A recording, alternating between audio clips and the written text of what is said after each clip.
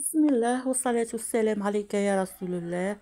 السلام عليكم ومرحبا بكم، ان شاء الله تكونوا كامل ملاح وبصحة جيدة.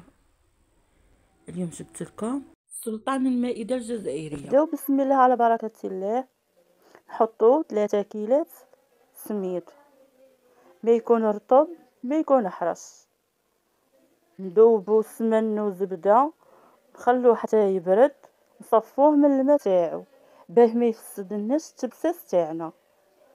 نحطو كيلة ونشوفو، الا كان قيناها ما نبساش نزيدو نص كيلة. نخلطوه مليح بالاصابع ما نعجنوش. كملوا معايا لا فيديو من الاول الى الاخير باسكو كل مرحله رايحه نمدلكم ملاحظه. نبسوه مليح، نزيدو نص كيلة. نبقاو نبسو بهذه الطريقه حتى اليدين يدخل في السميد مليح، حوالي 10 دقائق حتى لربع ساعة وحنا نبسوه فيه. نبسوه مليح بهذه الطريقة، نبقاو نبسو حتى يدخل اليدام مليح بالعجين تاعنا، حوالي 10 دقائق ربع ساعة وحنا نبسوه فيه. نديرو المرحلة هذه، نحكو باليد مليح، نحكو هكا حتى نلقاو يتلم وحده دون ما نحطو الماء. هنا نعرفو باللي العجين تاعنا مبسس مليح بهذه الطريقة. تبعوا الخطوات اخواتاتي راح تنجحوا في المقروض تاعكم ويخرج لكم مبسس بهذه الطريقة وحده يتلم بلا ما حطينا الماء. شوفوا كيفاه عاد. نديرو كورية كيما هكا، نرميوها كيما نلقاوهاش تفتفتت يسمى خلاص العجينه تاعنا مليحه مبسه.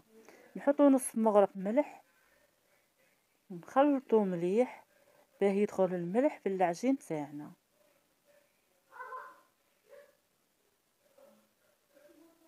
هكا. حنا ما حطيناش الماء وشوفوا العجين كيفاه يتلم وحده. شوفوا كيفاه. نحطو ماء وماء الزهر كاس وما نعجنوش، نلمو برك بهذه الطريقه.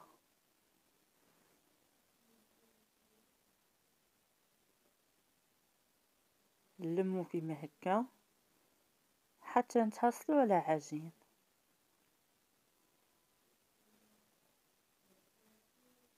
نخليوها ترتاح ساعة ونبداو نخدمو. شوفوا كيفاه طريه. طرحوها مربع ولا مستطيل ولا حربوش. نجيبو الغرس تاعنا بعد ما نقيناه، حطينا له جلجانيه وفنجان زيت وماء الزهر. ما نكتروش القرفه والقرنفل، جست ابين للنكهه برك. نلمو العجينه تاعنا هكا على شكل حربوش، نرشو بالماء. كاين سميد يشرب وكاين سميد ما يشربش. كي نلقاوها شايحه وتتفك نزيدو نرشو الماء، نروليو ونضغطو مليح باليد برفق باه يمشي الغرس مع العجين تاعنا. شوفوا كيفاه.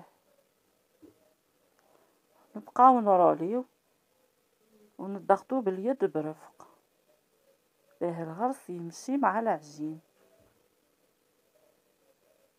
نعدلوها مليح، طرحوها مليح هكا، نعدلوها نطرحوها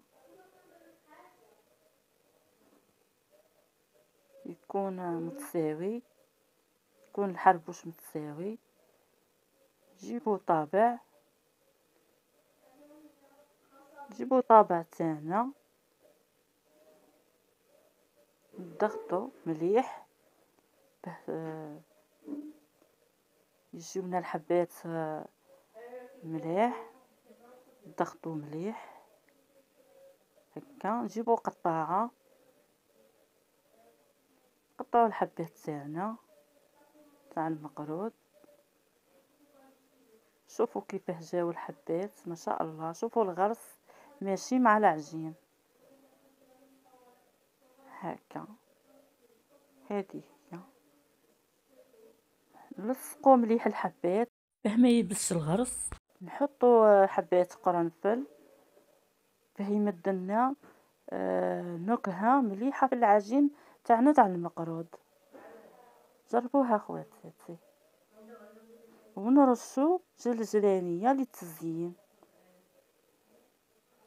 ونحطوه في الفرن على درجة 180 يطيب.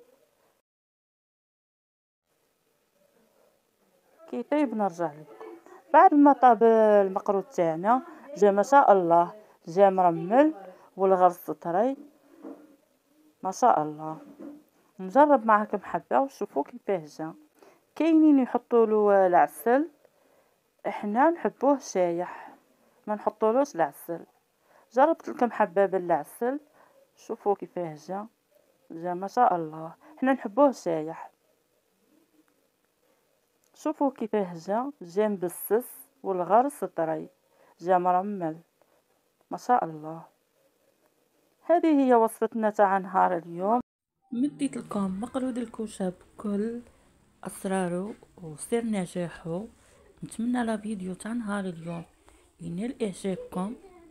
نخليكم على خير وتهلاو في رواحكم. سلام.